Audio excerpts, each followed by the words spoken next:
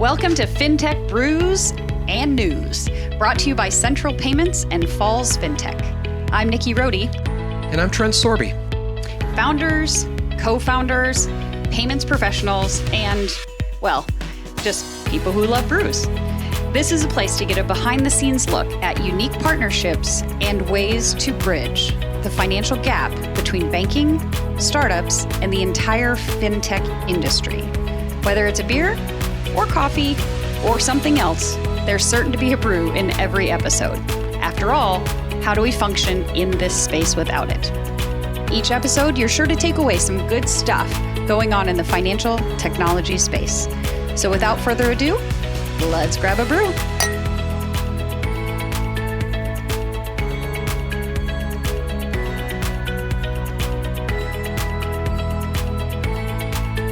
Hey guys, welcome back to another episode of Fintech Brews and News. Today, we're talking about mental health and leadership and how it all folds together.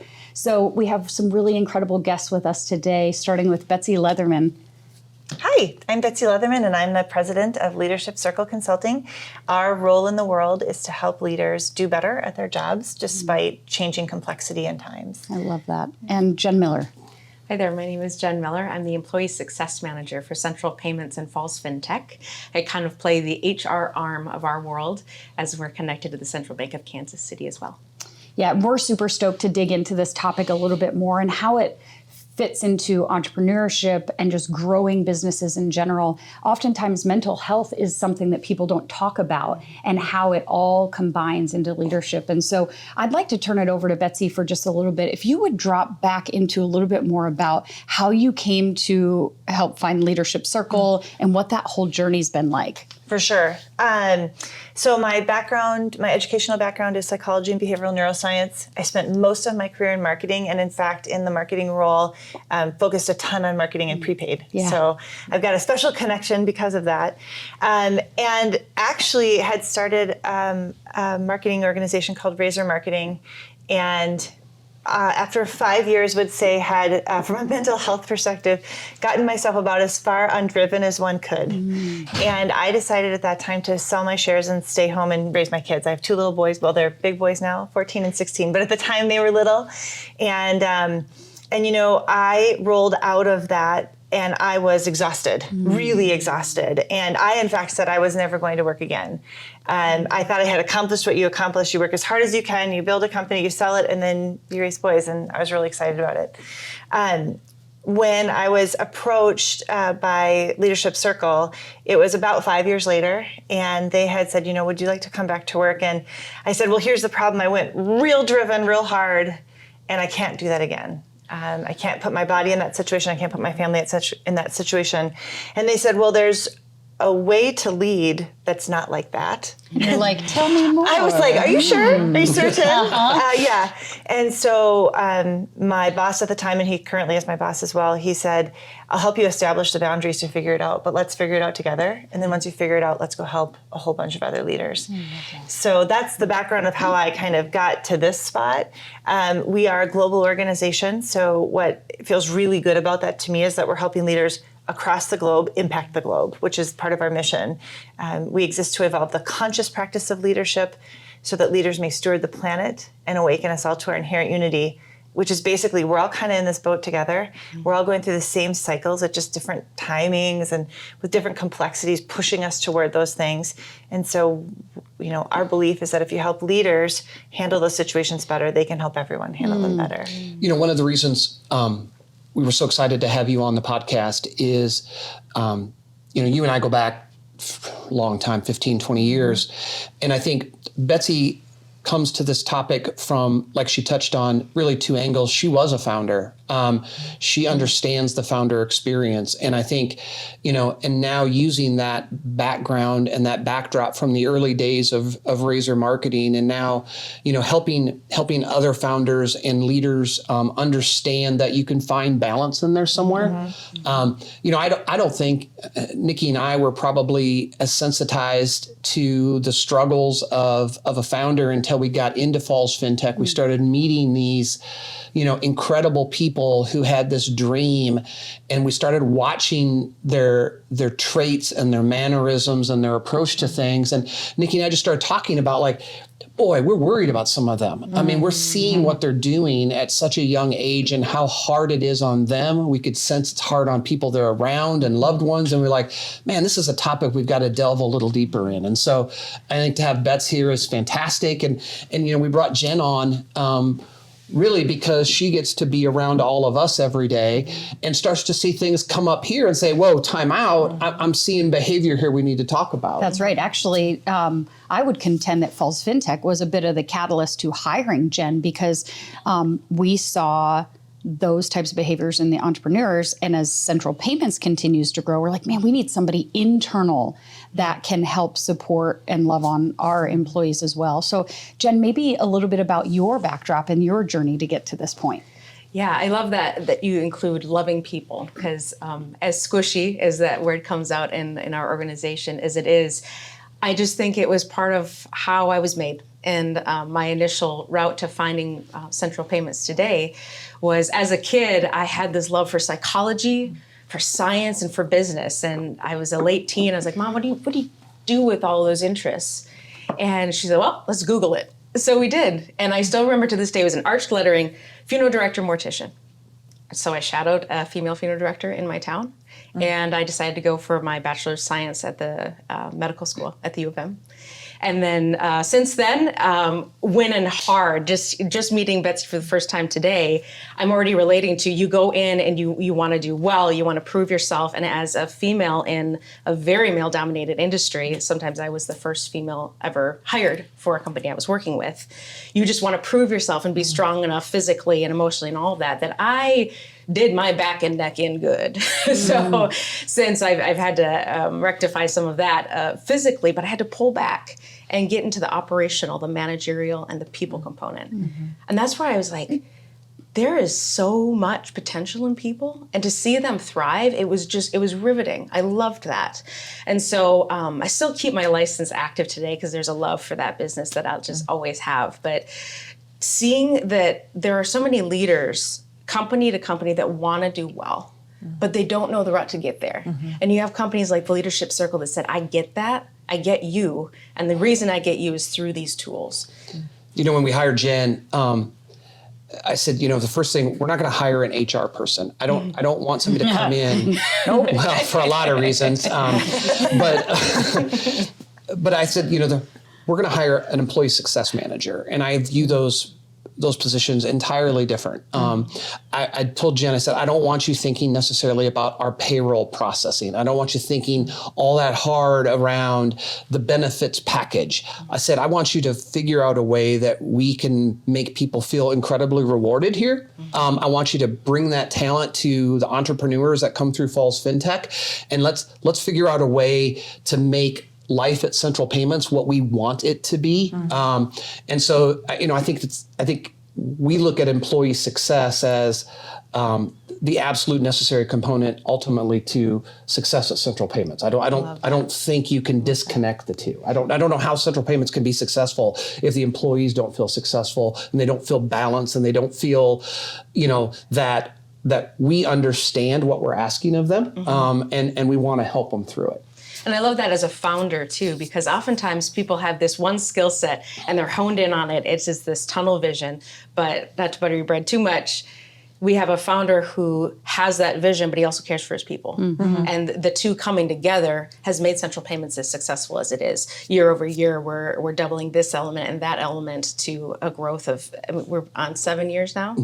And doing incredibly well. And the staff is doubling in size year over year. That's right. It says something about your attention to that.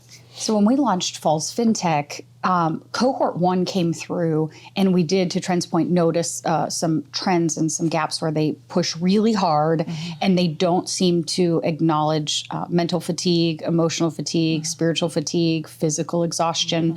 And so Betsy came into the fold with Falls Fintech back a year and a half ago as almost a bit of a favor to us, where we said, hey, everything you're doing at Leadership Circle would fit so nicely to serve these entrepreneurs. And you went out of your way to serve these folks very exhaustively over multiple days in each cohort. Will you talk a little bit about why you chose to say yes to that favor and what maybe some of your learnings are out of that? Because I think before you go there, talk a little bit about your typical client base. I mean, Yeah. So our traditional client base would be Fortune 500, Fortune maybe even 50. We do large scale multinational work. Most traditionally it's multinational. Sometimes we've got some, in one country players, but for the large part, it's large multinationals, leaders that are dealing with significant global complexity and finding that they need a new way to frame up what they're doing and a new way to think about their role. The reality is that does apply to an entrepreneur. And the thing that's different about an entrepreneur, oftentimes because their success is so deeply tied with their identity, and that identity is also often tied to their family's success. Mm-hmm. So you have this other element in there for an entrepreneur that's even stronger. So we follow a model of adult development that starts at the base of adults coming into the world and kind of being at an egocentric level of development. Everything I see is based off the way I see it, and that's how it is. And there are some leaders like that. Most leaders develop through that to a reactive phase where you can take and say, here are circumstances in the environment, I must respond to them. And what happens in some situations is that leaders take that response, they go too far with it and they begin to over-rotate. Yeah. And it is in the over-rotation that some of the issues and problems come up. Speaking for my own self, I will tell you at Razor Marketing, I was over-rotated on driven and perfect. I was using that kind of will-based movement of energy to attack any problem when situations might have called for something else, right? Especially if I was wanting to scale. So what we see is that there's kind of three primary types. The first one being a will-based response to problems. The second one is a head-based response. So a problem occurs, a leader attacks it with their critical thinking, maybe arrogance, maybe a little distance to kind of pull themselves away from it. As a protection element, maybe. As a protection element, for sure, to try and help see themselves in relationship to the problem so that they may solve it. And then the third element is a heart-based element. And the heart-based element loves at a problem and might even love at people if they're in problem, but over-rotates. So you can imagine any of those used in a appropriate proportion works just fine. When you over-rotate on it, like I did, is when it's not okay anymore. And I kind of got my awakening sitting in a doctor's office thinking I had an ear infection, and this doctor looked at me and he said, "How old are you?" And at the time I was 35. I said, "I'm 35. And he said, "What are you doing to yourself?" And I was like, "What, because of my ear?" He said, "You have shingles. You've given yourself shingles. Oh, no. You have so much stress. Your body is about to take you out." And I just burst into tears, and I was like, "You're right, you're right." You know, I'm like, I'm so driven. I work so hard. I'm so ambitious, and I've got this will-based move. You know, what I noticed in the entrepreneurs, a lot of that driven will. I also noticed in many of the partners, the companies that had two, there was a will-based one and a heart-based one. Interesting. So then what happens is like, I want to go really fast, and like, I want to help you get there. Right? Yeah. Whether I'm belonging or pleasing or passive, it's like you've got this kind of movement between the two. That model to me is fascinating, and the group was equally as fascinating, which is why I was very happy to pour my heart into them, because they are dying to grow their businesses. They've got beautiful products that are going to change the world, and they just need a little help, not only being conscious about, wow, my identity right now is set in a particular place, but it doesn't have to stay there. That was my big change when I went to Leadership Circle. I don't have to stay there and just be over-rotated. It's when the embodiment of what they're trying to do professionally is really overtaking their identity as a human being. Yeah. And I think we've all been there. Those of us that have tried to start something new and done things, it's hard to figure out where that boundary line is, where all of a sudden your success as an individual is you can only see that through your professional life, and it's that narrow lens that you start to look through that I think, that's the behavior we were seeing early on, and Sure. I'm the first to admit, I certainly find myself struggling with it too. But in such these young founders, we're like, man, we got to jump in and try to raise some awareness, try to help. It's a bit of a service. Like, look, we want to help you grow your business. We want to try to help you do it in a way that doesn't destroy you at the same time. You think, where do you start with all that? You're being pulled from 17 different directions, and all of them are important. So where do you start with that? And when I consult with companies to try to hone in on what they need to really thrive, which I just love that word because there's such meaning to it. It's that mission, vision, and value establishment. With that mission, you have your purpose, it's your present. With that vision, you have your future and how you're going to get there. And the vision is the values more so are the filter through which every decision you make to make those two things come true. Jen, one thing I think when you're talking about some of your background, the other thing is you are now rounding out your PhD in leadership as well. And that's something, talk about your heart for that. No, you can't have her. No, you can't. And now I've got to like South that. Dakota. Can't wait for that. Thank you very much. I got that little head tilt. That was cute. I did. I looked, and I hope this is still true today, so that I'm speaking correctly. But I wanted to find a doctoral program that was solely focused on strategic leadership and business management, because it fits any industry. Anywhere you go, the same practices need to be applied. It's just a different format, different subject matter, that and the other. So I looked nationwide and found 4. There are 4 organizations that provide that degree. And so I found it, and I'm about halfway through, and working with Central Payments, I'm just in my 5th month. But it feels, in the best of ways, like it's already been a year or two, because there is so much drive and is so much passion within these people. And then you implement everything that I'm learning with that, and you go, there's real potential here. Yeah. There's an exciting future ahead. It's interesting, when we hired you, I think it was just the other day that you came into my office and said, I've got about, any given day, upwards of a dozen people that are coming in to talk to me. And I'm like, you got to be kidding me.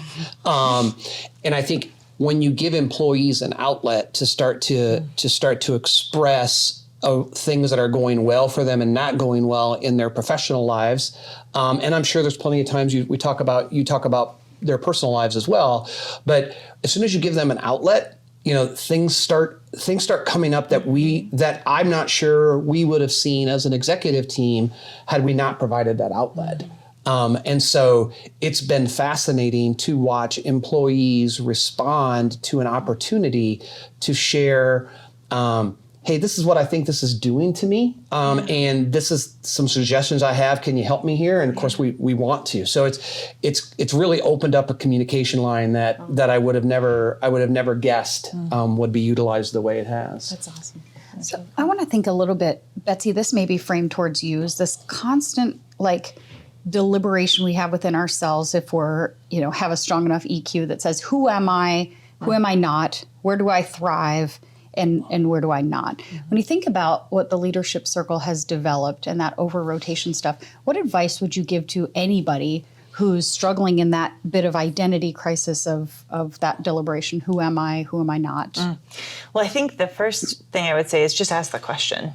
And there's a quote that we often use that says that the reason the movement toward broadening and deepening our consciousness is because that things just go better when we're conscious of them. When I think about how I want to show up, when I look at my day and I say, okay, that meeting is going to cause a whole bunch of emotions. What do I need to do to prep for that? How do I want to show up so I can make choices before I get triggered and get in the middle of it? Yeah. When you can do that, you just show up better. I like you using the words, how do I show up? Because that's a really interesting frame. I don't think a lot of people think that they're like, how am I going to attack this? How is it going to get the result that I want? But it's like, how do I want people to perceive me? How do I show up well? That's right. Well, the other interesting thing, we talked about that reactive orientation. As people grow through that, the creative orientation gives them more of a way to look at things that is not like, how do I attack it? How do I make it go my way? It's actually we always like to say that it's kind of a transcend and develop. Like, okay, I learned all that stuff. Yep. And as long as I don't get stuck and over rotate, I can move to a different, more creative orientation that probably feels a lot better too. Right. And feels a lot more like scale, which is part of the issue that I always worry about with the entrepreneurs, right? You can drive one person really hard to a certain point, but at some point it stops. Like it actually stops working. My driven like literally stopped working. Like it's like, oh, okay, it's not going to work anymore. Now. Yeah. So you have to find an alternative that pushes you over to that other piece, and just being conscious and aware of it is enough to oftentimes get you to a place that probably lands a little bit better on everyone. And to some degree, shame on this industry. These founders find themselves in an industry that is all about hyper unrealistic growth expectations. And with an expectation that the founder sacrifices everything in order to, that's the only way you are going to enjoy the hyper growth that all of the other fintechs you read about are going to have.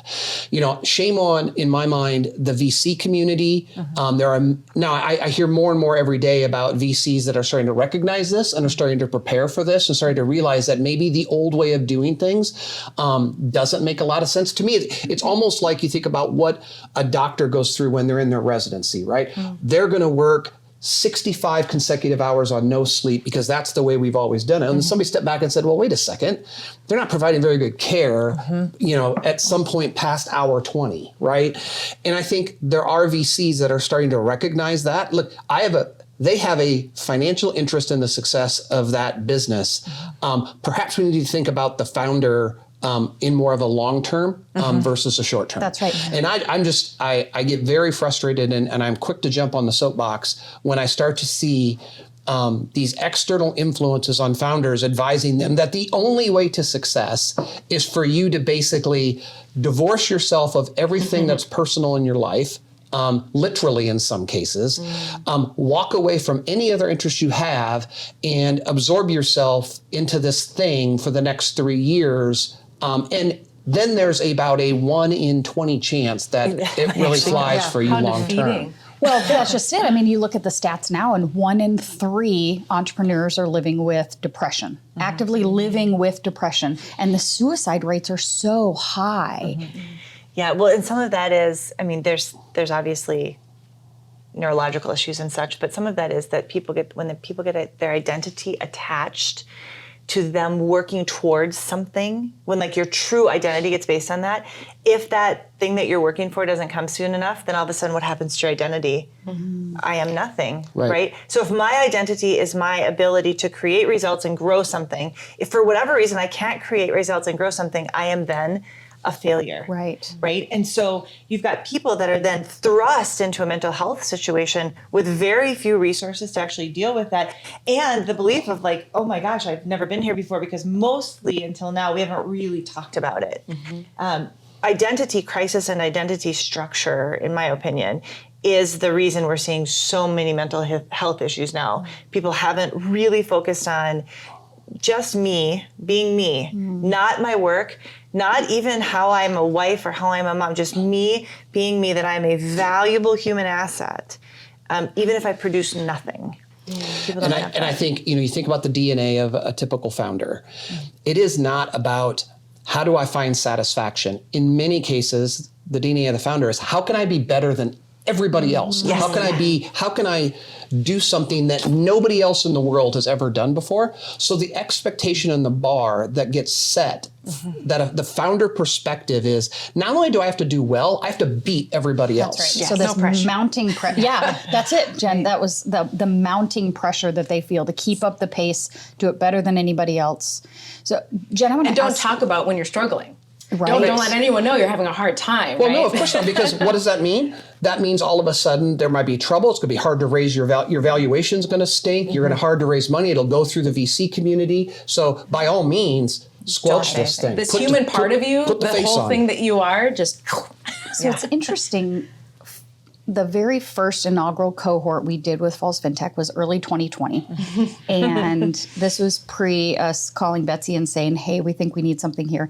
But I'll never forget, one of the founders gave us maybe one of the best compliments that I think anybody could hope for, at least in my mind's eye. And what she said is, I love Falls FinTech so much because it's a place that we can celebrate each other's wins, but it's a place we can fail together. They want a safe place to be vulnerable that isn't going to impact the what they perceive to be the view of the rest of the This world. They imposter wanted a place syndrome. to be vulnerable. It's this imposter syndrome where they have to everybody be something and put on this always an upright posture, and I've got it all together.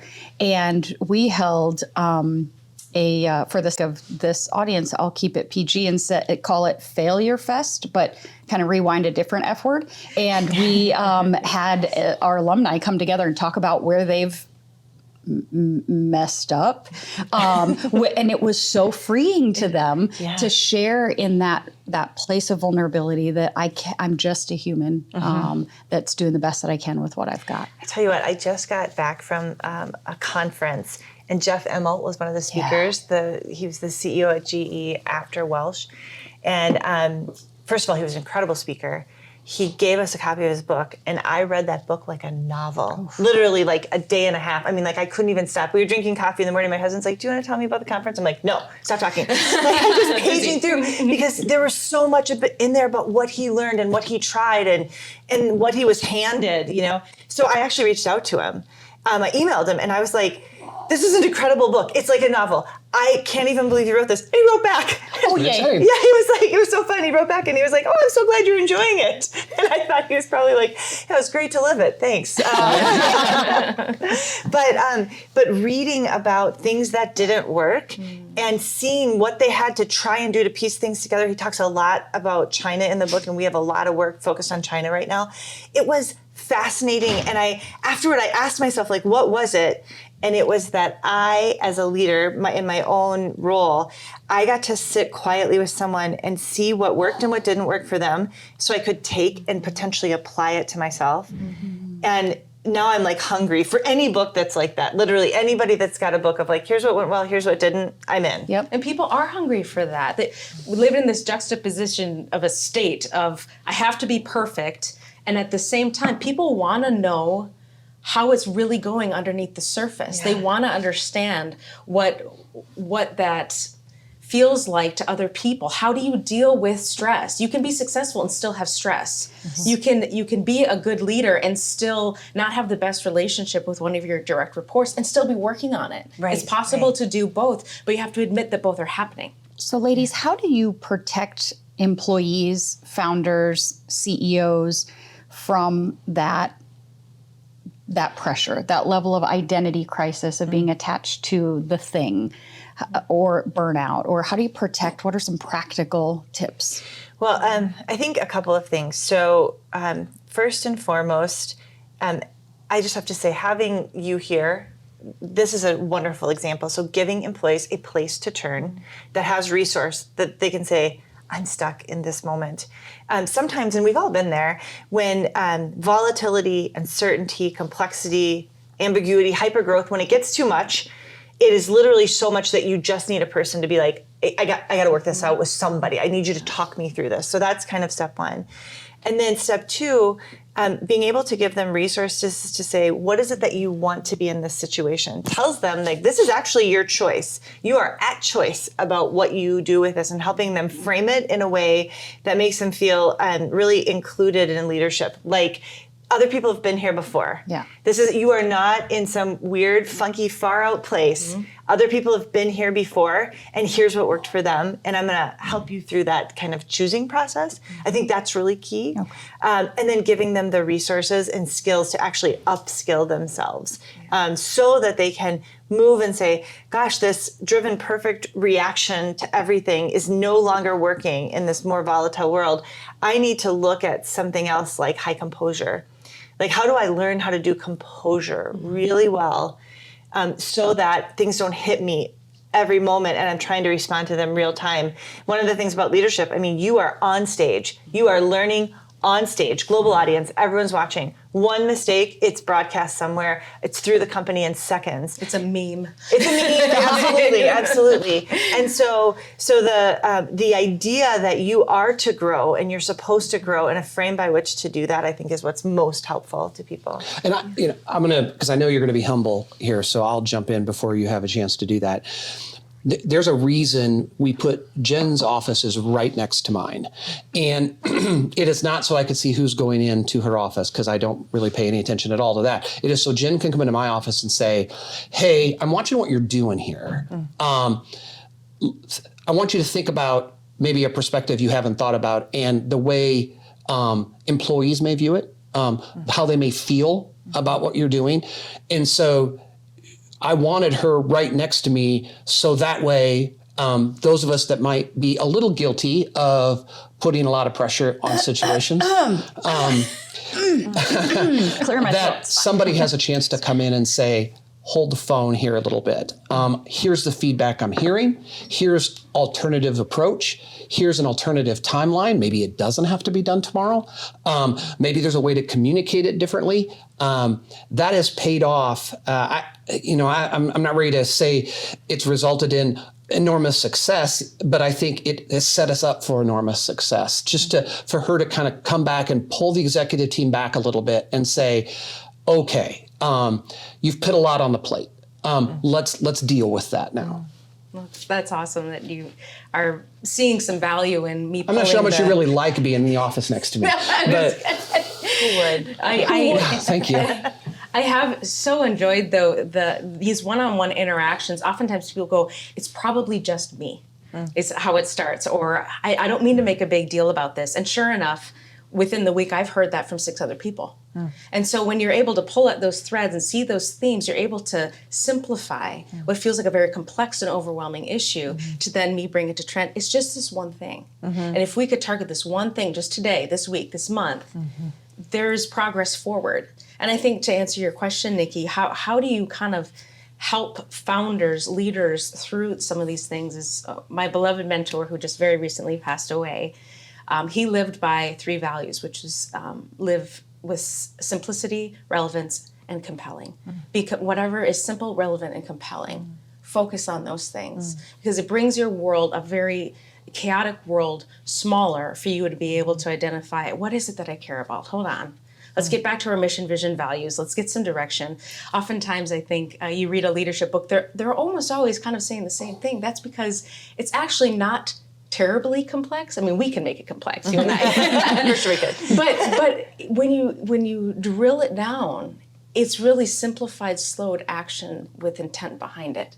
So if you can just get there and help your people understand what the crux of it is, and then set them up with what we're implementing at Central Payments is CP Squared, which is our Central Payments Communication Protocol. That's going to be a tool of how we're going to communicate organizational wide. We're using Traction, a book on how to use entrepreneurial operational systems as our focal point. And situational leadership, we're going to roll that out in 2022 to say, I realize that leadership is a big thing. Here's a frame, a structure, and the how-to address you as a leader and you as a follower. And we're going to walk through that together. So giving people tools versus just saying, here's the heart, I got your back, it's okay. Or just think critically and you got this. Blend it together with a tool that says, I see a path out. Yes. And I think It's a way out. absolutely. And I think for those, the audience of Fintech Brews is likely folks that are involved in some form of financial services. I think I would encourage everybody. Tom Bloomfield is the founder of Monzo, well-known fintech, challenger bank, UK-based. Tom has, lived the serial entrepreneurial life, and he was, and he will probably say that he still, to some degree, still can't see himself living by what your mentor said, the simple, the quiet life. I'm not doing justice to the quote, but because he's wired in a way, he believes, to always have everything foot to the floor, hard, fast, do as quickly and as aggressively as possible. He's got And that's all about tone. You can say simple, the relevant, and the compelling, or you can say the simple, the relevant, what's compelling. Right. So you can still do. So there's a translation problem there, and I think Yes. Tom, going into the pandemic, Tom says like, I'm out. I'm on a roller coaster here that's setting me up for a disaster.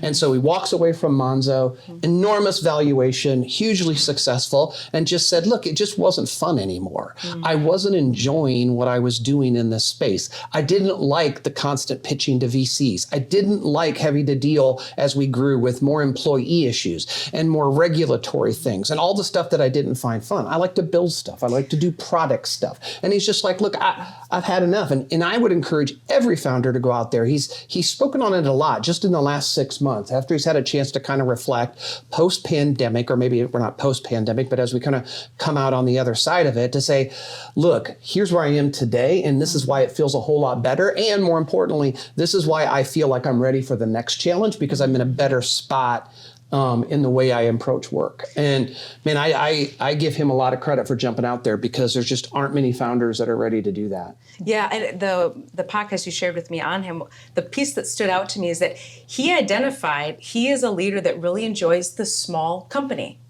And there are leaders that enjoy the big company. It just because you're struggling in one size of company or another does not mean you're a failure as a leader. Right. It means you may grow in a different soil, in a different lighting, that type of thing, when you plant that seed. So just to encourage people that are like, man, I am just not getting this. It's that you may have a niche somewhere else, and that it can be adapted if you dig into it, if you care to. It's what you focus on. Yeah, so I listened to the podcast as well, and I felt this sense of camaraderie with him, because I too kind of came through the startup process, and I was like exhausted. It was 5 years of running and doing yoga every single day, literally. And then I started venturing out into projects actually with Trent, which was super fun. We had a blast. And so when I went back, we were small. So it was like, oh, I'm small again. And we've grown much larger. What I've noticed is when we got to the size that I left Razor, I was kind of like, oh, this is the size I know. So this is the part I know.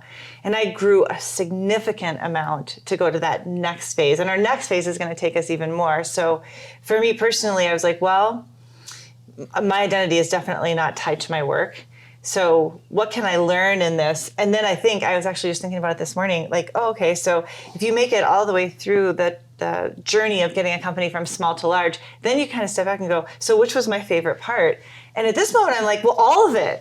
I kind of like all of it. Yeah. And I have leaders oftentimes, when leaders get feedback, which by the way, I think is one of the most important things about leadership, that you are getting feedback from others, because you think you're doing one thing and it's showing up a different way. Amen. But when leaders get feedback and they take that in and they go, okay, this is great, this is good information for me. Sometimes they do that. Other times they go, well, clearly I am not meant for this role. It's interesting. One of the things we talk about at False FinTech all the time is listen without defense and speak without being offensive. And so it's something that we want to encourage everybody internally and the founders that we serve to speak without being offensive, but then be receptive to listening without being defensive. Because Also a struggle for a founder, right? Oh, yeah. A founder comes at things oftentimes thinking, I see a challenge and I may be the only person that can fix that. They always want to re-engineer something. And so from somebody to say like, stop and listen to the other person, for many founders, it's very difficult to say, well, why would I do that? Because I'm so sure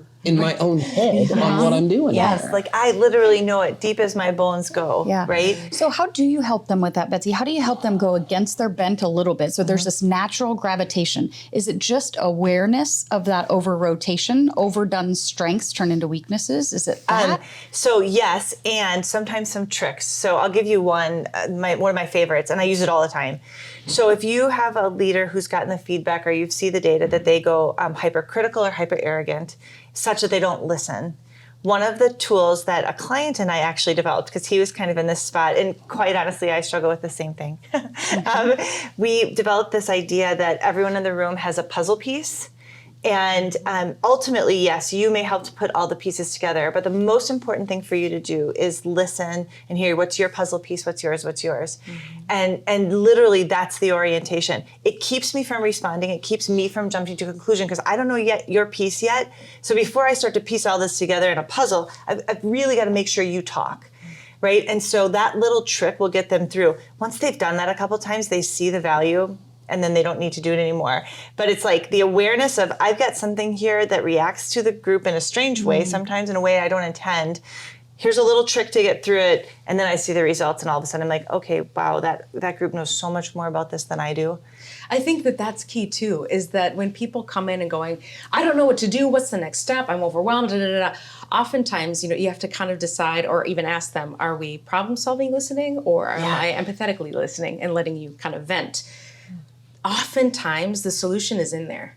You don't even have to offer it. It's in there. They just need to sift through it, be able to say, I've heard 6 different perspectives today and I have no idea which way to go. This one, that was a good component of that one. Okay, so maybe if I had 1, 4, and 2 with 6, yeah, that's perfect. What do you guys think? And that's where the leader comes in to say, I heard all of you, truly heard, listen and hearing being different. Yeah. This is what I see. Let's do it. And then it's collaborative. You get excited. Your people are a part of the solution, so they can actually play that part. The podcast we keep talking about, we'll put it in the show notes. But I found myself, I was on an airplane Sunday, and I'm listening, and I'm jotting some notes. I try to be an avid note taker. So Airplane Trent was coming out? Trent was coming out, lots of notes. Pretty soon I noticed that my notes had turned into not notes about what I'm hearing, notes about myself.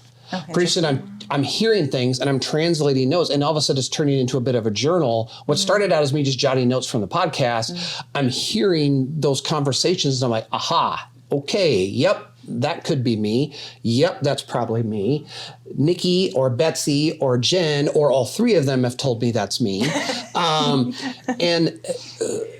It's just the benefit of perspective that I worry when I spend time with these young, early stage entrepreneurs that I just want to say, stop. This is the time to try to gather a little perspective because it's going to be crazy 6 months from now. And if you're not ready for that, if you don't have balance, we always talk like the companies that come through, they're a little bit of a lump of clay. And I always am careful to say, look, don't take that in a derogatory way, but there's still an opportunity to do a little molding and shaping. The thing isn't dry, right? And I love that stage of a company, not just for what I want them to build and the product and what it might do for central payments and their own business, but really what we can do to kind of best position them for success. So like Betsy was saying, so they don't get to the point where, okay, I've got 50 employees, man, it's no fun anymore, I'm out because that's not made for me. Well, maybe it is, but you just didn't handle that stage well, and it just wasn't the foundation it should have been to take you to the next stage, to take you to the next stage. Yeah. It's not all garbage. Right. Absolutely. You can work off of that. So I'm sure people listening have a gazillion questions to continue to lean into and shape and refine, and probably things they wish this episode would go on for hours. So I'd like to wrap up with something that you think people listening could do next. I loved the puzzle piece analogy. One thing that I always like to tell people, that I'm a big strategic plan gal. And I tell people, do your own strategic plan, your Betsy Leatherman strategic plan, your Trent Sorbe strategic plan. Not what the company would do, but what do you value? What's your why? Why do you exist? What are your special talents and abilities? And then what are you going to do in the next 12 months that lean more into that and that help you get to where you want to be? So in a year from now, you can lay down and say, I did what I was meant to do this year. So thinking about that, what nuggets would you give the listeners in closing on how to take incremental steps to be a better version of themselves so that their mental health, spiritual health, physical health is all wound well? And you can't just say step away, go on vacation. I mean, that's just a weak answer. I mean, it's got to be. Would that be your answer? A weak answer? Yeah. But I think it'd be a lot of fun. I'm just going to take a week off. That'll fix everything. That's ridiculous. A week off. That's ridiculous. Funny. Okay, can I do 2? Can I do 2? Yes. Okay, I'll go really fast. I'll go really fast. No, you're great. So I think that the number one thing that they can do is decide what habits they want to form that will allow them to be the leader that they want to be and show up that they want to show up. the way they want to show up. So for me, like, I have to work out. I have to, or else I find I get too much of that driven energy going, and then I can be pretty overwhelming for my teams. But if I can work out, I'll burn some of that off, and I come in kind of cool as a cucumber, right? Yeah. So having some habit every day that gets them in a place that they want to be so they can show up. That, I think that's actually the most important thing leaders can do, but you got to make it a habit. It's got to be every day. Is your phone plugged in next to your bed or away from your bedroom? I keep it in my room because I have teenage boys. Fair point. Fair. Yes, and they call all the time. Even if they're in their room, which is right next door. Oh, that's but one day, after they go to college, I will seek to move it. So that's kind of one. The other thing that I would just offer on the Leadership Circle website, we have a free self-assessment. Anybody can go in and take it. And it asks you questions about yourself and gives you kind of a readout of how you are, where you think you are in that reactive to creative orientation. And there's a resource piece that comes with it. It's all free, so anybody could do that as well. And what's the website again? Leadershipcircle.com. And we'll get it in the show notes for everybody. So. awesome. I think that's an awesome place to start with a trusted tool. And I keep going back to that because so often you can be pulled in too many directions that you lose any sort of focus or any sort of compass, true north, that type of thing. My personal journey was starting with why, Simon Sinek, going through that process. And so I was able to define that I wanted to be a positive force of influence to empower other people to thrive.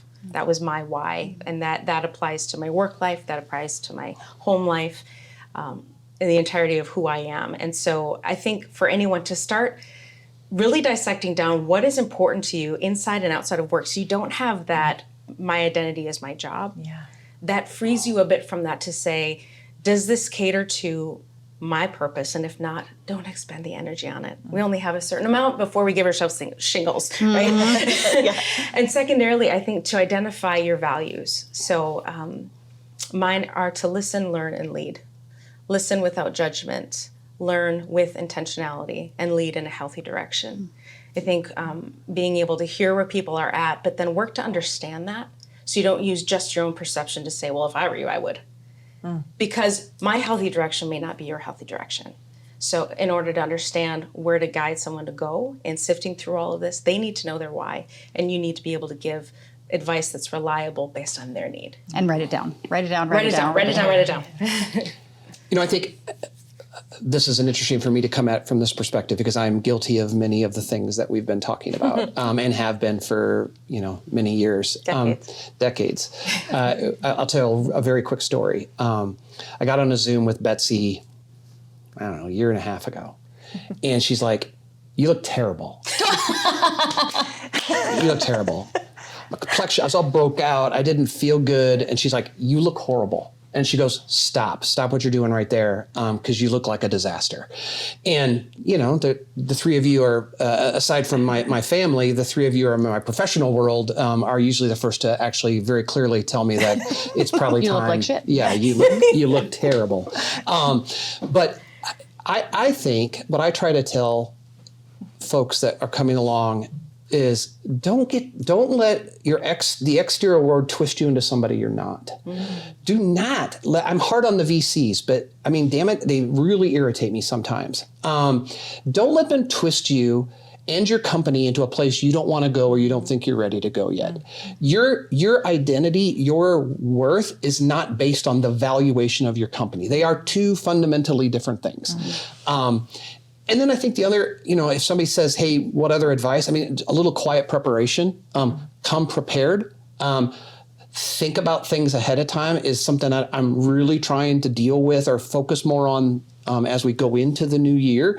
So things don't feel knee-jerk reaction all the time. Because I think when you're getting zigged and zagged and pulled and tugged and somebody wants you to do this and the owner wants you to do that and, somebody wants you to change this, a little quiet preparation and then just be clear to say, look, this is where I want to go. This is what I want to do. I've thought about it. I've listened. I've compiled.